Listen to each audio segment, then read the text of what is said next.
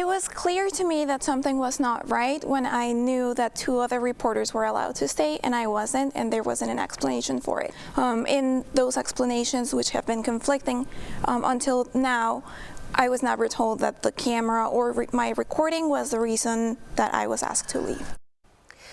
That is Block Club Chicago reporter Francia Garcia Hernandez. On Friday, she joined us to talk about an incident at a meeting advertised as public last month in the 25th Ward. She said she was asked to leave, as you heard, while reporters, though, for 2 other outlets were not asked to leave that meeting. And it was hosted by Alderman Byron Sigcho-Lopez's office, and his staff vehemently disputes her version of what happened there. So the Alderman joining me now to also discuss what happened, because it raised questions about First Amendment rights, open meetings, free speech, and the like. So thanks so much for being here, Alderman. Absolutely. Thank you, Dana. First of all, can you just kind of bottom line it for me? Why did your staffer ask her to leave when other reporters were allowed to stay in that meeting? Right. So I think there's a big omission here as of what was asked of the reporter. The reporter was asked not to take photos or film.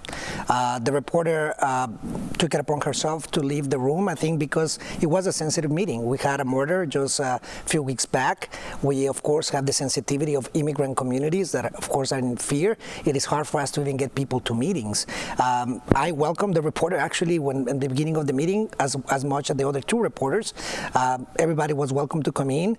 My chief of staff did not notice that she had come with a camera. When the camera came out, visibly other people felt uncomfortable, so my staff just told her not to take a photo, not to take a picture.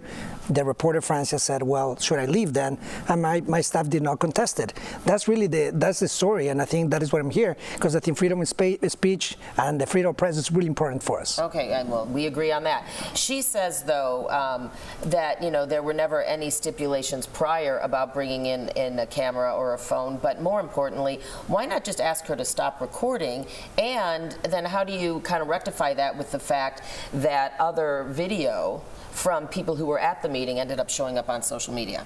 Well, I think that is when it's about the confidentiality and the privacy of people, we always ask the media to collaborate. The other 2 reporters had no issues. In fact, they asked other neighbors if they could share with them any kind of video footage of pictures with their consent. I personally welcome all the reporters. We assume that all the reporters have heard that. I think that the reporter was never asked to leave the room. She was asked specifically by my chief of staff not to take photos or recording. I think that the characterization of this story has been blown out of proportion, and I think that she owes that apology to my chief of staff and my community, because this is losing, again, the core of the story. The core of the story is violence, the core of the story, and I've been doing this for quite some time. I am very respectful when it comes to people attending our meetings, even before I was alderman, and I do think that there's a courtesy when, again, she contests that she did not hear anybody telling her that, but when she was told what she didn't check with the other 2 reporters, she felt it was mistreated. This did not become an issue until days later. Well, she adamantly insists that she was not aware of any stipulations and that she was actually asked to leave the meeting. And Block Club, is sticking by her version of events, and I guess it goes back to why not just say, hey, please turn off your camera or your phone. Well, that's exactly what my chief of staff did. Do not record, do not take photos. The reporter, I think, felt uncomfortable because of the sensitivity of the meeting. She took it upon herself to leave. She could have checked with the other 2 reporters, and I think my chief of staff, even after the fact, even apologized to her if that wasn't clear to her.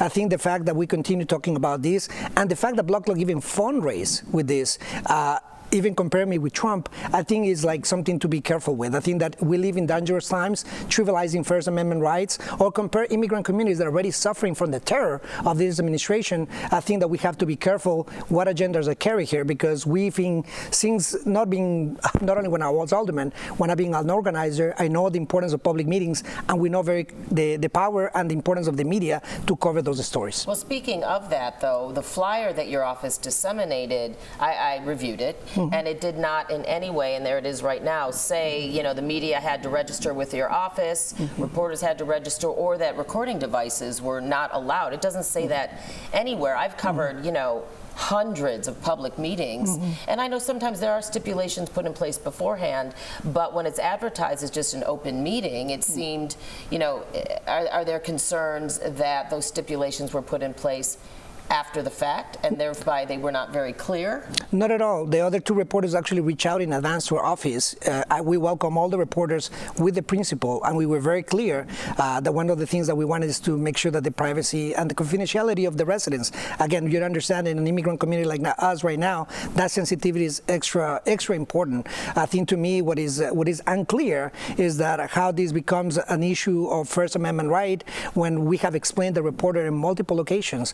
This is a big omission of the fact that she was never asked to leave the meeting. She was asked to stop recording because of the sensitivity. We have victims of gun violence. We have community conversations, and in fact, we invited Francie on Thursday. We have conversations ongoing with the media. On Thursday, Healthy Hood is organizing, and with this being ongoing, to talk about with the media and how to cover public meetings. We are not.